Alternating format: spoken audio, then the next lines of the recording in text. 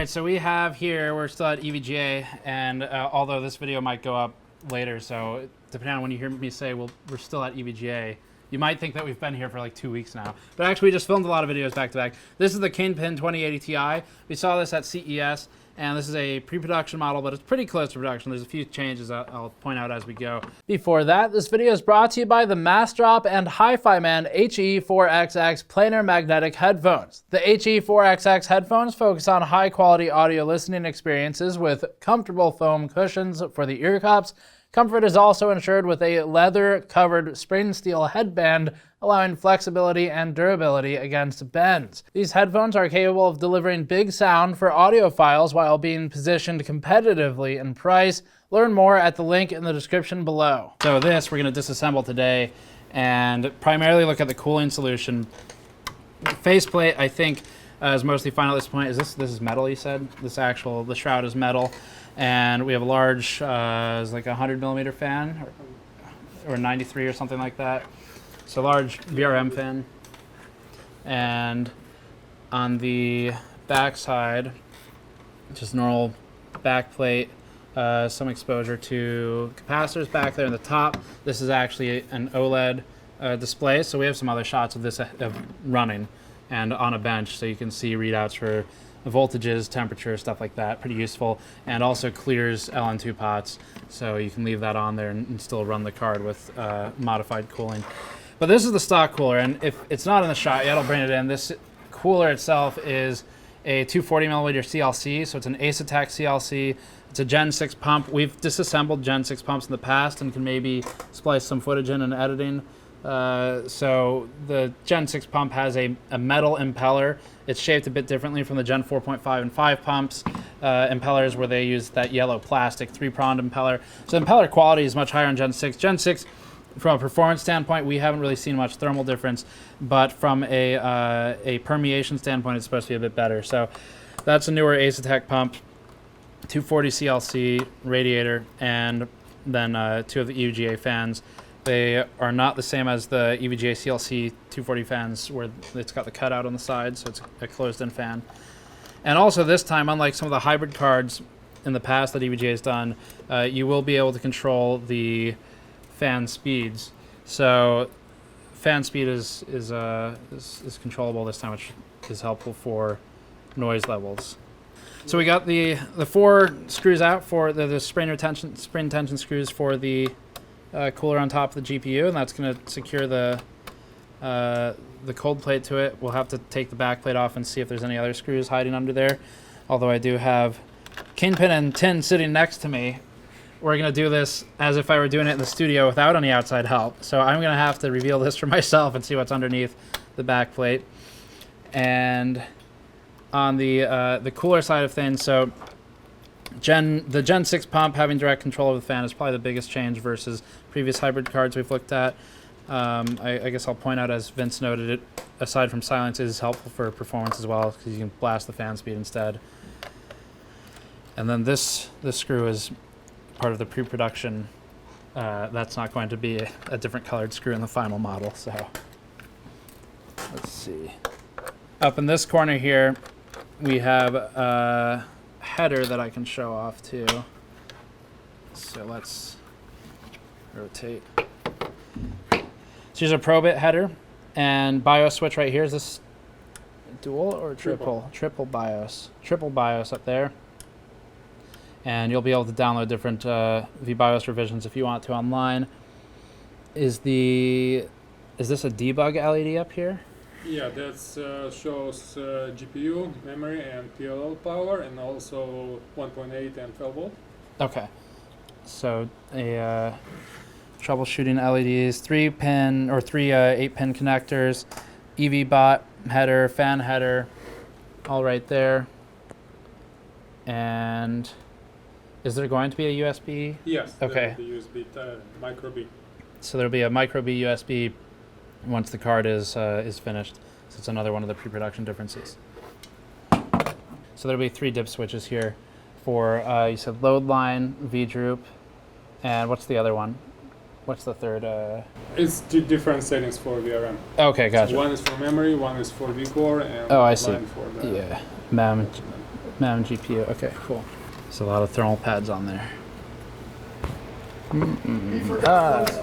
You are correct. I saw it bending like a banana. Okay, so thermal pads backside. That's kind of an interesting touch. The whiteout around the back of the GPU. Is that final too? Yeah. That's kind of cool, actually. Any functional reason, or just because it looks different? There is a functional reason. We have the special fixture, which goes fixture on the top and bottom. But we won't go into detail on that.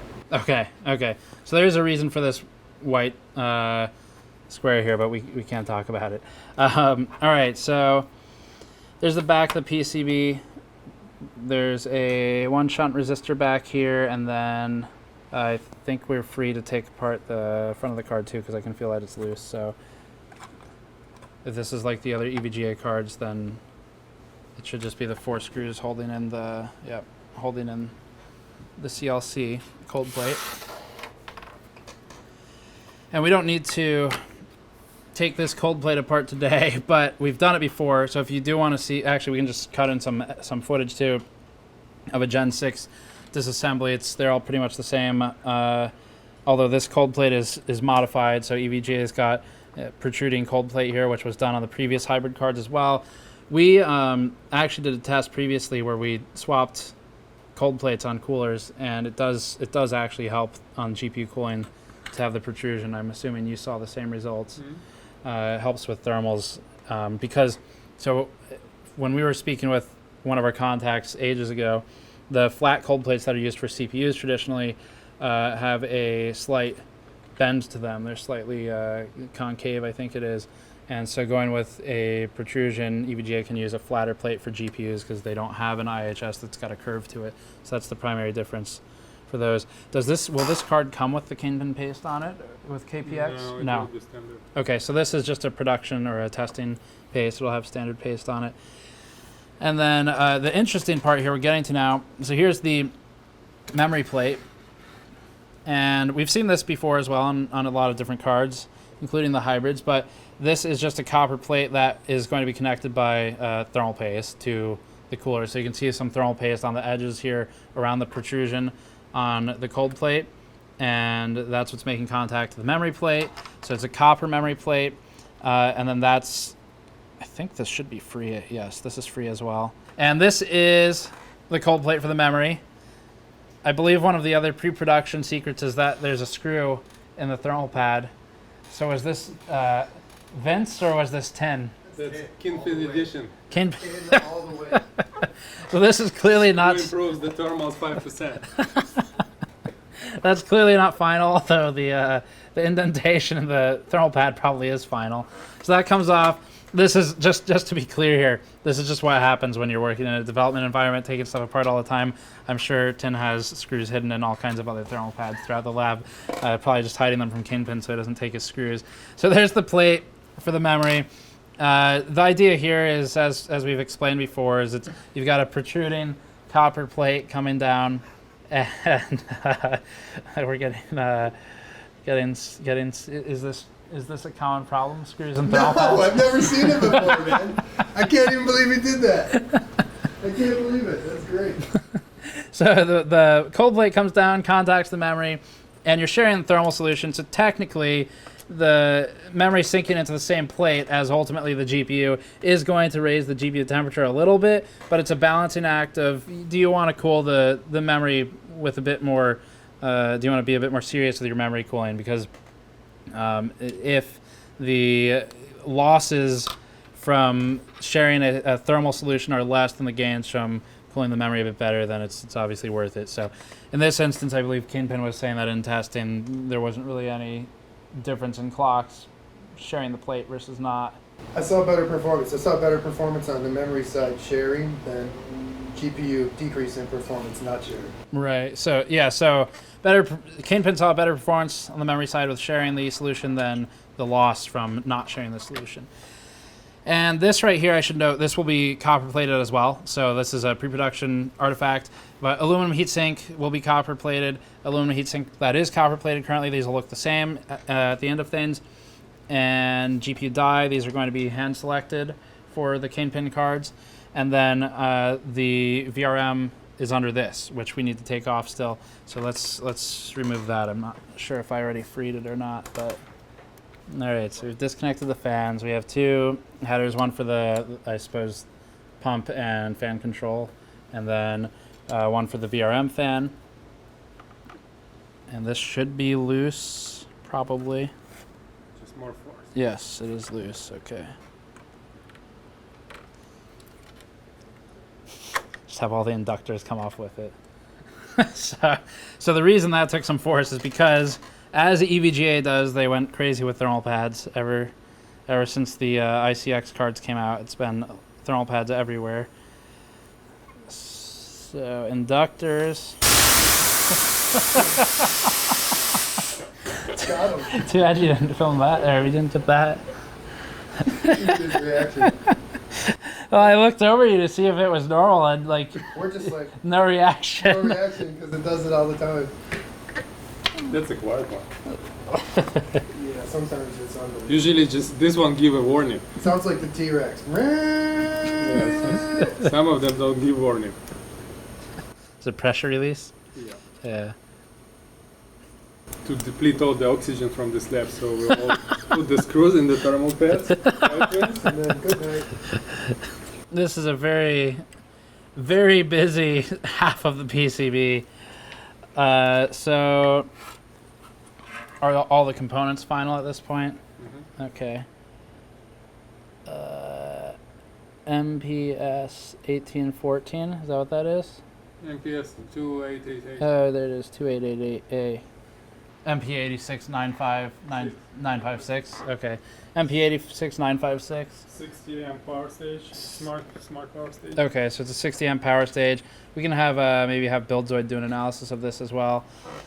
So, yeah, there's PCB. Let's pull off the last heatsink, and there's the other half of the VRM, and this heatsink will change. I have a question for you. Does the supplier of these components put the dot on it? Or is that... that means it's pre-programmed with the firmware. Hmm. So essentially these are digital controllers, and when you give them the image to flash into chip, they will do that out of the board and then supply the components to the assembly house, and then they will put all the components on the Okay, cool. on the boards. The reason for that is you want to have different colors because the firmware can be different, but chip will look the same, the model number is the same, so you don't confuse the assembly house. Right, makes sense. Cool. Sometimes there are like labels, like the small sticker with the like version number or stuff like that on the bigger chips. But for the smaller, it's colored dots. Right. All right, so that's the Kingpin Edition 2080 Ti. And we're more looking at the disassembly process and the cooler today, but I guess we'll get some photos and send them over to Buildzoid as well. He can do a full video on the VRM side of things because that's his domain. So that's it for this one. Check back for more as always. Thank you for watching. Subscribe for more. Patreon.com/GamersNexus or store.gamersnexus.net to help us out directly. And I'll see you all next time.